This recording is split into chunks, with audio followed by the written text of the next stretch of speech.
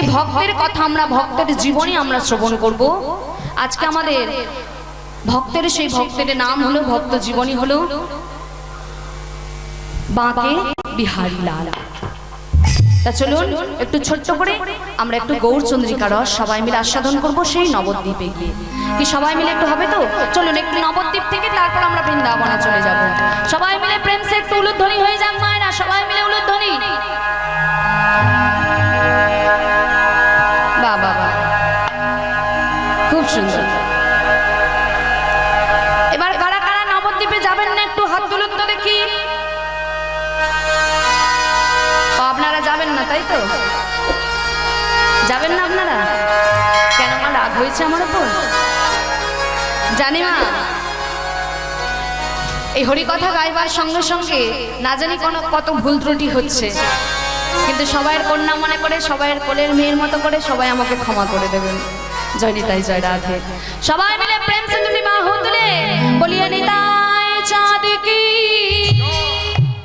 বলিয়ে নিত্যানন্দ প্রভু কি, জগৎগুরু নিতাই চাঁদ কি, গৌরাঙ্গ মহাপ্রভু কি, নবদ্বীপ ধাম কি, নিতাই গৌর প্রেমানন্দে হরি বল।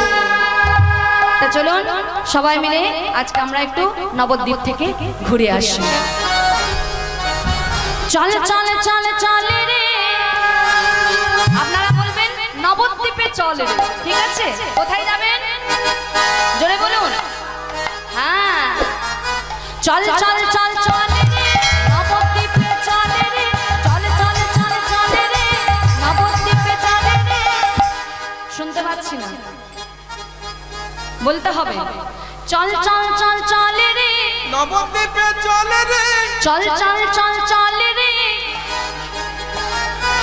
হা গৌর প্রাণ গৌর গৌর গৌর বলে রে, হা গৌর প্রাণ গৌর গৌর গৌর বলে রে, হা গৌর প্রাণ গৌর গৌর গৌর বলে রে, হা গৌর প্রাণ গৌর গৌর গৌর বলে রে। চল চল চল চলে রে, চল চল চল চলে রে, হা গৌর প্রাণ গৌর গৌর গৌর বলে রে, হা গৌর প্রাণ গৌর গৌর গৌর বলে রে। সবাই মিলে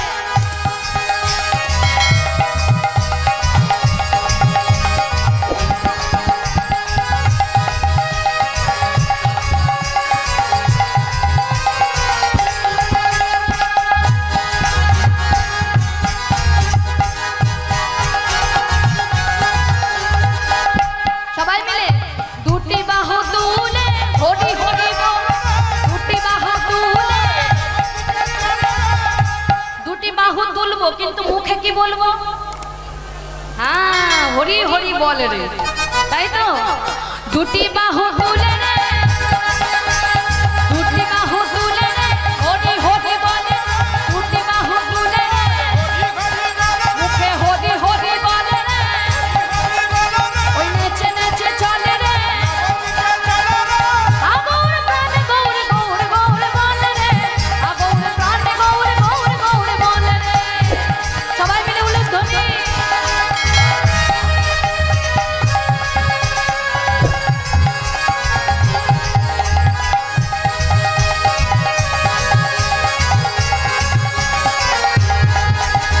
হরি হরি বলে রে, হরি হরি বলে রে, দুটি বাহু তুলে হরি হরি বলে রে,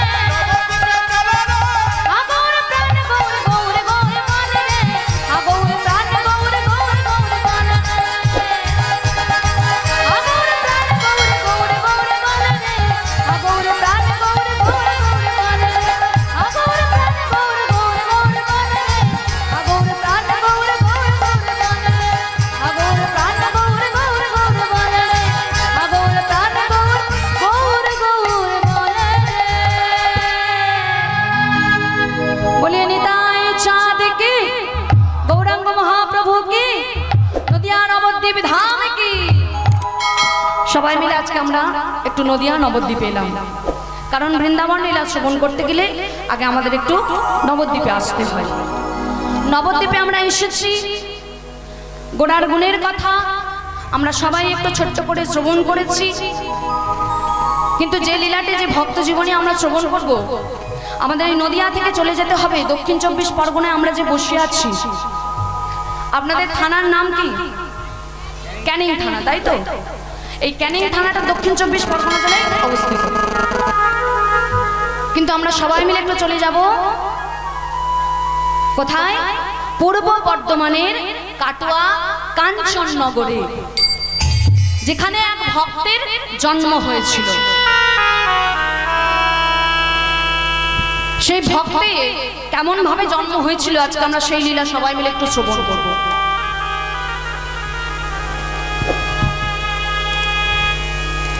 একজন গ্রামের মধ্যে একটি গোয়ালা বাড়ি ছিল। স্বামীর নাম ছিল দ্বিজ ঘোষ, স্ত্রীর নাম ছিল মায়াবতী ঘোষ। স্বামীর নাম ছিল দ্বিজ ঘোষ এবং স্ত্রীর নাম ছিল মায়াবতী ঘোষ। স্বামী স্ত্রীর দুজনের সংসার, কিন্তু সংসারে সবকিছুই আছে মা, ভিক্ষা করে তাদের দিন চলে, তাও ঠিক আছে, ভগবানের সেবা দিয়ে দেয়।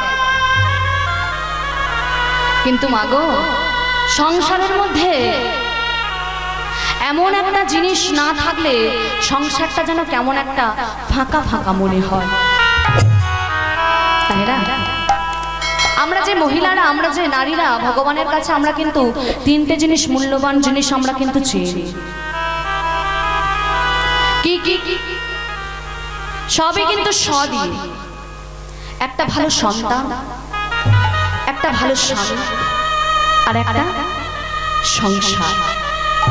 সংসার, স্বামী, সন্তান, এই তিনটে জিনিস আমরা যে ভগবানের কাছ থেকে আমরা যে চেয়ে নিই। কিন্তু আজকে মায়াবতীর সংসারে স্বামী আছে, সংসার আছে, কিন্তু তাদের কোনো সন্তান নেই। তাদের সন্তান থাকার না কারণে তারা যে কেমন করে তাদের দিন চালাবে, তারাই সেটা ভেবে পায় না।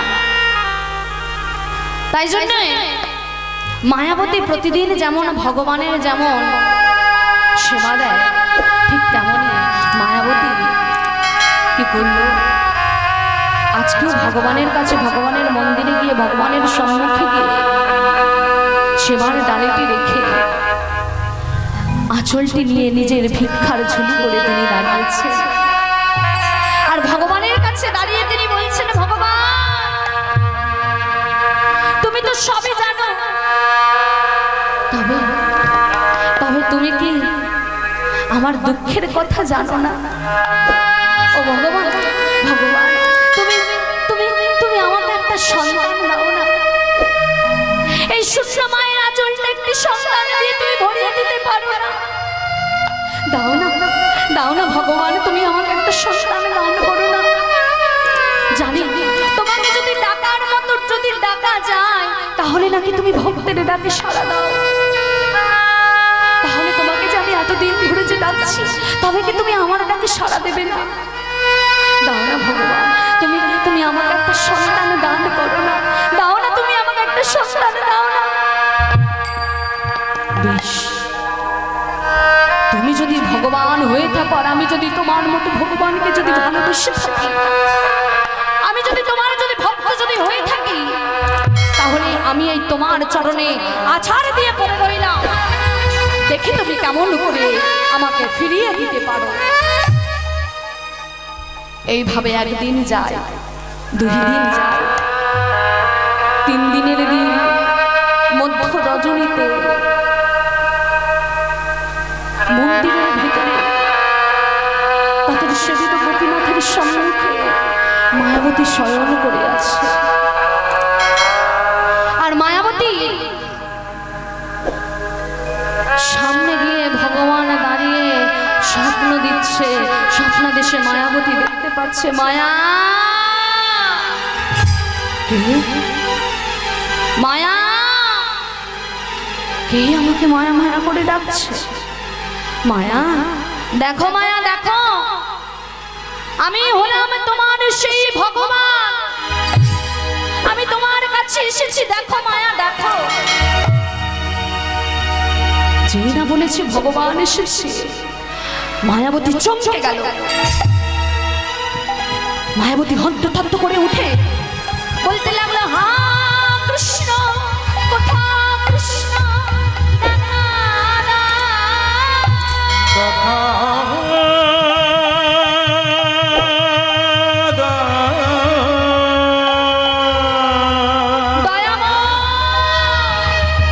দেখা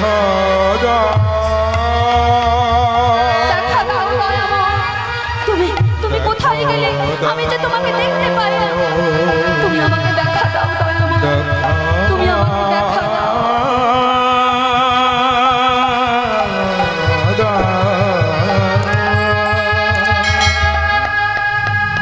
মায়া, তুমি আমায় দেখতে পাবে না, কিন্তু আমি তোমার সম্মুখে দাঁড়িয়ে আছি। বলো মায়া, বলো তোমার কি চাই? তুমি যে এমন আকুল কণ্ঠে ব্যাকুল ভাবে তুমি আমায় ডাকলে, কি চাই তুমি তাই বলো। মাগো, মায়ের মন তো ভগবান যখন বলেছে তোমার কি চাই, ভগবান আমার সেই মায়ের শূন্য আঁচলটি নিয়ে গিয়ে ভগবানের কাছে বলছে, ভগবান আমি তোমার কাছে সোনা চাই না, তোমার কাছে আমি মানিক চাই না, তোমার কাছে আমি হিরে চাই না, তোমার কাছে আমি জহরত চাই না। তুমি আমাকে একটা মা বলা ধন দাও, তুমি আমাকে একটা সন্তান দান করো, তুমি আমাকে একটা সন্তান দান করো, তুমি আমাকে একটা সন্তান দান করো। মায়া, তথাস্তু, তাই হোক। আমি তোমাকে একটা সন্তান দান করলাম, তবে সেই সন্তান কোনো কন্যা সন্তান নয়, সেই সন্তান হলো একটি পুত্র সন্তান। বেশ ভগবান, তবে তাই হোক। তুমি যদি আমাকে যদি পুত্র সন্তান যদি দিতে চাও, তাহলে তুমি আমাকে তাই দাও। মায়া, তোমার কাছে আমার একটা প্রশ্ন আছে। আচ্ছা, সন্তানটা তুমি চাইলে কেন? সন্তানটা নিয়ে তুমি কি করবে? ভগবান, এই সন্তান নিয়ে আমি তাকে কোনো বড় মানুষ তৈরি করব না, তাকে কোনো চাকরিভূত মানুষ তৈরি করব না। আমি কি তৈরি করব জানো? তাকে আমি একজন কৃষ্ণ ভক্ত তৈরি করব। সে যাতে কৃষ্ণ কৃষ্ণ বলে যেন কাঁদতে পারে, কৃষ্ণ বলে যেন নয়ন জলে যেন ভাসিয়ে দিতে পারে। তুমি আমাকে একটা পুত্র সন্তান দান করো। দেখবেন মা, এই জগতের বুকে যে মা হয়েছে সেই কিন্তু একমাত্র জানে এই মাতৃত্বের কত স্বাদ। কিন্তু এই জগতের বুকে যারা মা হতে পারেনি, তাদের মতো হতভাগী মনে এই দুনিয়ায় আর হয় না। তাদের কত জ্বালা, তাদের কত যন্ত্রণা, বাড়ির লোকের কাছে লাঞ্ছনা বঞ্চনা সইতে হয়, পাড়ার লোকের কাছে। যাদের সন্তান হয় না তাদের আমরা কি বলি গো মা? তাদের আমরা বলি বন্ধা নারী। কিন্তু এই জগতের বুকে যারা মা হয়েছে, সেই সন্তান যদি সে যদি কানাও যদি হয়, খোড়াও যদি হয়, সবাই তাকে ফেলে দিতে পারবে, কিন্তু একমাত্র তার মা কিন্তু তাকে ছেড়ে চলে যেতে পারে না। মায়াবতী ভগবানকে জড়িয়ে ধরে, ভগবানের বিগ্রহ জড়িয়ে ধরে বলছে, ভগবান জানি না আমি তোমাকে ডাকতে পারি কিনা, জানি না আমি তোমাকে ডাকার মতো ডাকতে পারি কিনা, তবে ভগবান আমি কিন্তু এই কৃষ্ণ নামের একজন বড় ভিখারি। কৃষ্ণ নামে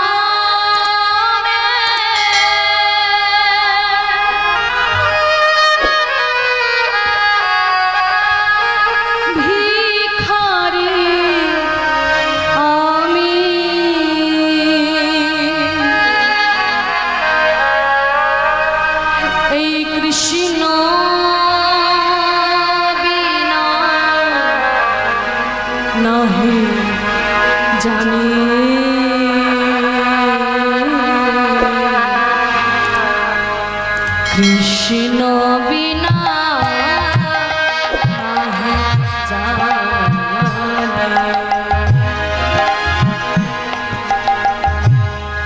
কৃষ্ণ নামে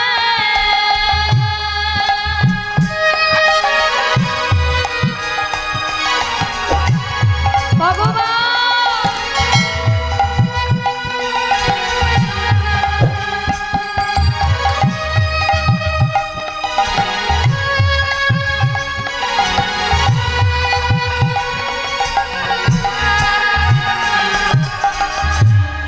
না জানি সাধন তোমার,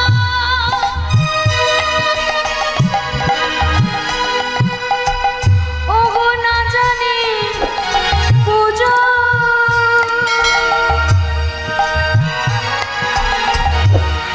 কি ফুলে পূজিব বলো, তোমার না জানা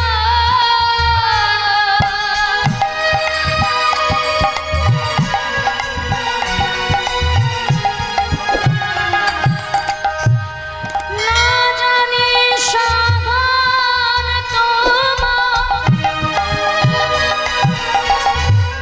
তোমার না জানি ভজন,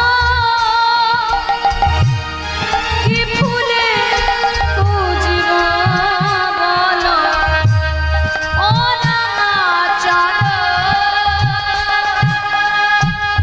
কৃষ্ণ নামে ভিখারি আমি, এই কৃষ্ণ বিনা নাহি জানি।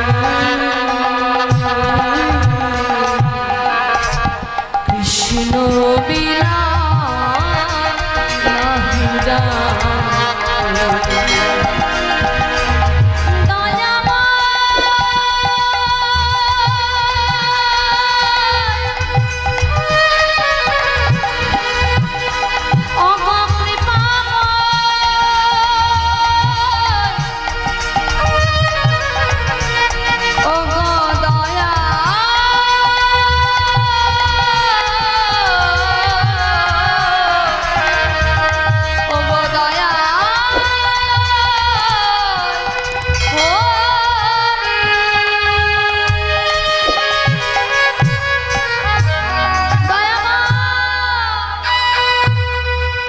কেমন করে তোমার সাধন করতে হয়, কেমন করে তোমার ভজন করতে হয় আমার তো জানা নেই, কিন্তু তবুও যে তুমি আমাকে একটা মা বলা যে ধন দিলে, এর জন্য আমি তোমার চরণে আমি সারা জীবন আজীবন কৃতদাস হয়ে রইলাম।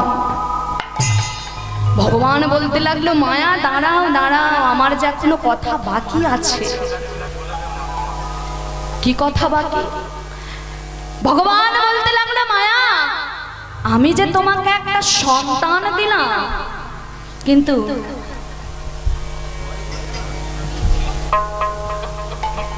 জয়নিতাই জয় রাধা, আমি যে তোমাকে একটা সন্তান যে দিলাম, সেই সন্তানটা তার পরিবর্তে আমি তো তোমার কাছে কিছু চাইতে পারি।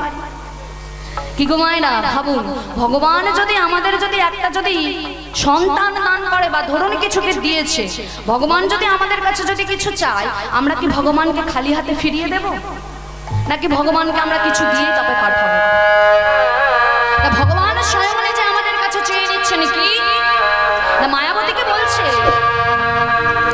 মায়া আমি তো তোমাকে একটা সন্তান দিলাম, তাও পুত্র সন্তান, কিন্তু তোমার কাছে আমার যে চাওয়া আছে, তাহলে ভগবান তোমার কাছে আমি চাইলাম তাই বলে তুমি আমার কাছে চাইবে? তা বলো তোমার এই অধমা ভক্তের কাছে কি চাওয়া আছে, তুমি তাই বলো। ভগবান যেমন ভক্তের কাছে চাইছে, ঠিক তেমনই আপনাদের কাছে আমার একটা ঘোষণা আছে, একটি বিশেষ ঘোষণা, কেউ আনমনা হবেন না। আমার কমিটির দাদা ভাইরা বড় কষ্ট করে অক্লান্ত পরিশ্রম করে এত সুন্দর তিল তিল করে গড়ে তুলেছে এই তিলোত্তমা, তাই আমার কমিটির দাদা ভাইরা আপনাদের কাছে একটু ভিক্ষার ঝুলি নিয়ে যাচ্ছে, আপনারা সবাই মিলে দাদা ভাইদের ভিক্ষার ঝুলিগুলো ভরিয়ে দেবেন। তবে কেউ ওই ঝনঝন করে আওয়াজ হলে ওই সব দেবেন না, কিন্তু যেন খসখস করে, ঠিক আছে? ঝনঝন তো ভগবানের কাজে লাগে না। ওই দেখবেন অনেকে আসে ওই ছোট 1 টাকা একটা ফোঁটা দিলে ছোট 1 টাকা নিয়ে আসে, তা মানুষের কাজে লাগে না, সেটা ভগবানের সেবায় কেমন করে লাগবে? ওটা লাগে শিয়ালদায়, লাগে শিয়ালদায় ছোট কয়েন চলে, কিন্তু ভগবানের এখানে এই দক্ষিণ 24 পরগনা জেলায় এই ক্যানিংয়ে বলুন বা আমাদের ওই সাইডে বলুন, ছোট কয়েন কিন্তু খুব একটা প্রচলন নেই। তাই ঝনঝন যেন না করে, যেন খসখস যেন করে, বুঝতে পেরেছেন তো? 1 টাকা 2 টাকা কেউ দেবেন না, আপনাদের সামর্থ্য মতো একটু ভরিয়ে দেবেন ওই যে খসখসে নোট দিয়ে। আর এই সময় কেউ উঠবেন না, যদিও কারোর বিশেষ কারণ থাকে তাও উঠবেন না, তাহলে ভাববে কিন্তু দেওয়ার ভয়ে চলে যাচ্ছেন। জয় নিতাই, জয় রাধা। যান, যারা যাবেন চলে যান। জয় নিতাই, জয় রাধে। ও মায়না, ভগবানের কাছে, ভগবান ভক্তের কাছে কি চাইছে? ভগবান ভক্তের কাছে কি চাইছে? ভগবান আজকে মায়াবতীর কাছে বলতে লাগলো, মায়া, যে সন্তানকে আমি তোমার কাছে দিলাম, সেই সন্তান আসার সংবাদ যেই দিন তোমার স্বামী দ্বিজ ঘোষ নিজের কর্ণে শ্রবণ করবে, তোমার কণ্ঠে, সেই দিন তোমার স্বামীর মৃত্যু হবে। না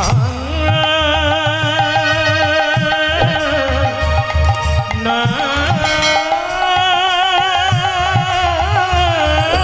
গো, মায়া, অমন কথা তুমি বলো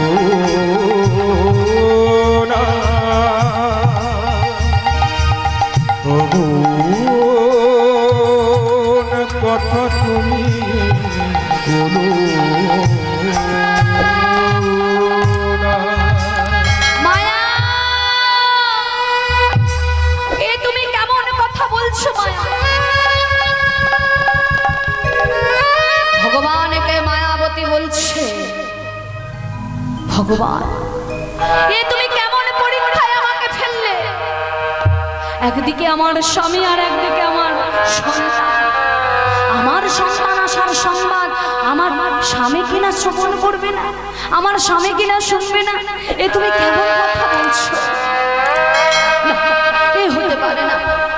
তুমি তুমি আমার কাছ থেকে অন্য কিছু চাও, আমার স্বামীর পরিবর্তে তুমি অন্য কিছু চাও। না মায়া, তোমার স্বামীকেই আমার দরকার। এবার তুমি ঠিক করো, তুমি সন্তান চাও নাকি তুমি স্বামী চাও? দেখুন না, একটা মেয়ে কোন জায়গায় দাঁড়িয়ে আছে দেখুন। একজন বলছে স্বামীকে চাও নাকি সন্তানকে চাও? কি মায়েরা, যদি আমাদের কাছে যদি ভগবান যদি প্রশ্ন করতো যে তুমি স্বামীকে আগে চাও নাকি তুমি সন্তানকে আগে চাও, বলুন তো আমরা কাকে চাইতাম? বলুন, কাকে চেয়ে নিতাম আমরা? স্বামীকে চাইতাম নাকি সন্তানকে চাইতাম? অনেকেই বলবেন স্বামীকে, কিন্তু যারা প্রকৃত ভক্ত হয় না, তারা কিন্তু আগে কিন্তু সন্তান চাইবে। কারণ মাগো, এসেছি একা, যেতে হবে একা। কেউ আমরা কাউকে সঙ্গে নিয়ে আসিনি, আর কাউকে সঙ্গে নিয়ে আমরা যেতে পারবো না। কিন্তু একটা যদি বাড়িতে যদি ছোট্ট যদি ফুটফুটে আপনারা যদি সন্তান থাকে, সে ছেলে হোক কিংবা মেয়ে হোক, দেখবেন স্বামী স্ত্রী, এই যে আমরা দুজন স্বামী স্ত্রীর মৃত্যুর পরেও কিন্তু আমার যে একটা ছেলে আছে, সেই ছেলে কিন্তু সেবিত গোপীনাথের চরণে গিয়ে, তার মন্দিরে গিয়ে কিন্তু সন্ধ্যাবেলা সন্ধ্যা প্রদীপটুকু কিন্তু জ্বেলে দিতে পারবে। ভাবে এসেছি একা, আমাদের যেতে হবে একা। কেউ আমরা কাউকে সঙ্গে নিয়ে আসতে পারিনি, আর যেতেও পারিনি। ওই যে অনেকে বলে না যে যমজ সন্তান হয়েছে, একসাথে হয়েছে, কিন্তু একসাথে হলেও সেকেন্ডের ফারাক আছে, মিনিটেরও পার্থক্য আছে। কেউ কারোর সঙ্গে আমরা আসিনি। তা মায়াবতী এক নিঃশ্বাসে তখন ভগবানকে বলতে লাগলো, ভগবান, আমার স্বামী চাই না, তুমি আমার তার পরিবর্তে তুমি আমাকে ওই পুত্র সন্তান দান করো। আমি পুত্র সন্তান চাই, আমি আমার সন্তানকে নিয়ে থাকতে চাই। আমি স্বামীর দরকার নেই, আমার স্বামীর দরকার নেই, আমার স্বামীকে দিতে হবে না, তুমি নিয়ে নাও। দেখুন মা, একটা মেয়ে কোন পরিস্থিতিতে দাঁড়িয়ে তবেই তার স্বামীর মৃত্যুর বরণ করছে, কারণ তার স্বামীকে না দিলে যে তার সন্তানকে সে পাবে না। একটা মেয়ে কতদিন তার গর্ভটাকে সে লুকিয়ে রাখতে পারে? 1 মাস, 2 মাস, 3 মাস, 4 মাস, কিন্তু যখন 5 মাস যখন হবে সে কি আর পারবে গো? আর পারবে না। 5 মাসে সে অন্তঃসত্ত্বা মায়াবতী যখন রাস্তায় যখন বেরিয়েছে, যখন পাড়ার রাস্তায় যখন ঘোরাঘুরি করছে, বাড়ির বাইরে যখন বার হচ্ছে, লোকের মুখে কানাকানি পড়ে গেল যে বহু বৎসর পরে দ্বিজ ঘোষের ঘর আলো করে, মায়াবতীর কোল আলো করে একটা তাদের সন্তান আসতে চলেছে। সবাই জেনে গেল খবর, একমাত্র সেই খবর জানলো না কে? দ্বিজ ঘোষ, মায়াবতীর স্বামী। মায়াবতীর স্বামী তা জানতে পারলো না, কিন্তু মাগো লোকের মুখে যখন চলে এসেছে, দ্বিজ ঘোষ সেই খবর শুনবে না, তা কি করে হয়? একদিন দ্বিজ ঘোষ ভিক্ষার ঝুলি নিয়ে ভিক্ষা করতে করতে যখন মাধুপুরী যখন হয়ে গেছে, বাড়ির দিকে যখন রওনা দিয়েছে, একজন তখন দ্বিজ ঘোষকে ডেকে বলছে, ও দ্বিজ, দ্বিজ, ডাকছো আমার? দ্বিজ, হ্যাঁ গো, মিষ্টিটা খাওয়াবে কবে? কবে আমাদের মিষ্টি মুখ করাবে? আমার দ্বিজ ঘোষ তো কিছুই বুঝতে পারলো না, বলছে কিসের মিষ্টি? তা তো কিছু বুঝতে পারছি না। বলে তা তুমি জেনেও না জানার মান করছো? বলে সত্যি বলছি, আমি জানি না তোমরা কি বলছো, আমার মাথায় কিছু ঢুকছে না। ও দ্বিজ, বহু বৎসর পরে তোমার স্ত্রীর কোল আলো করে, তোমার ঘর আলো করে তোমাদের যে সন্তান আসতে চলেছে, এই খবর সবাই জানে, আর তুমি জানো না? এই কেমন কথা? দ্বিজ ঘোষ তো একদম অবাক হয়ে গেল, কিছুই বুঝতে পারলো না। দ্বিজ ঘোষ ছুটতে ছুটতে মায়াবতীর কাছে গিয়ে বলছে, মায়া, বেরিয়ে এসো, কোথায় তুমি? আমার সম্মুখে এসো। মায়াবতী এসেছে, মা এসে বলছে, স্বামী তুমি আমাকে ডাকছো? ডাকছি মায়া, তোমাকে আমি ডাকছি। বলো স্বামী, তুমি এমন করে তো আমাকে তো কোনোদিন ডাকো না, তাহলে এমন করে কেন তুমি আমায় ডাকছো?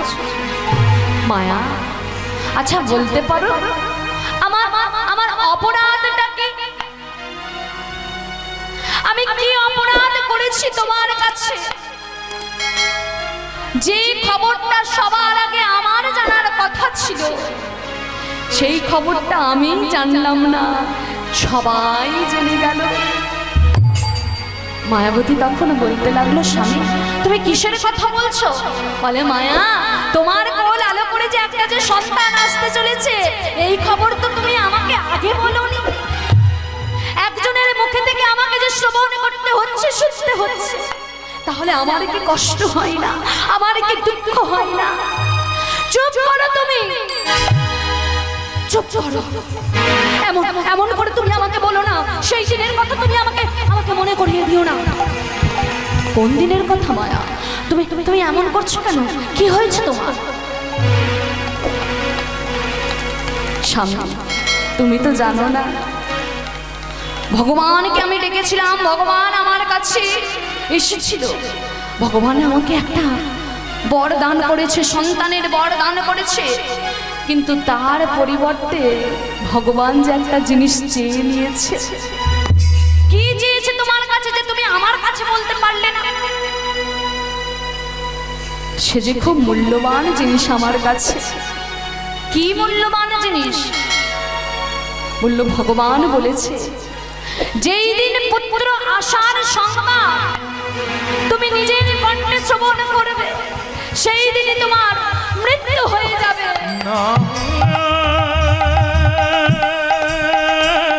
মায়া,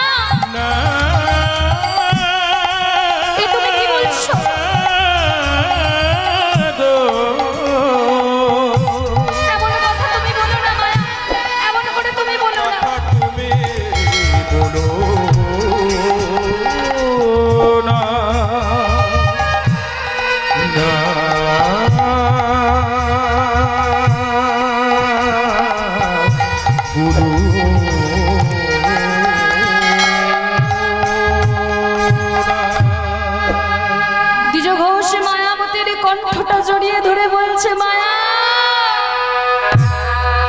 দেখো, মায়া দেখো, ভাগ্যের কি পরিহাস। আমার সন্তান আসবে, আমার পুত্র হবে, অথচ আমি কিনা থাকতে পারবো না এই ঝঞ্ঝটের মধ্যে। হায় রে বিধি, এ কেমন তোমার লীলা খেলা। মাগো, ভগবানের কথা মতো যেই দিন দ্বিজ ঘোষ জানতে পারলো তার সন্তানের কথা, সেই দিন রাত্রিবেলা দ্বিজ ঘোষের মৃত্যু হয়ে গেল। দ্বিজ ঘোষ মারা গেল। মায়াবতী আছাড় দিয়ে সেই গোপীনাথের কাছে গিয়ে বলছে, তুমি কারে হাসা,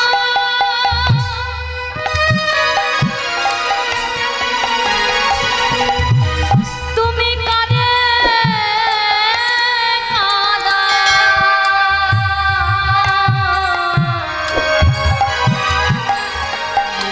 দয়াময় এই কি তোমার লীলা,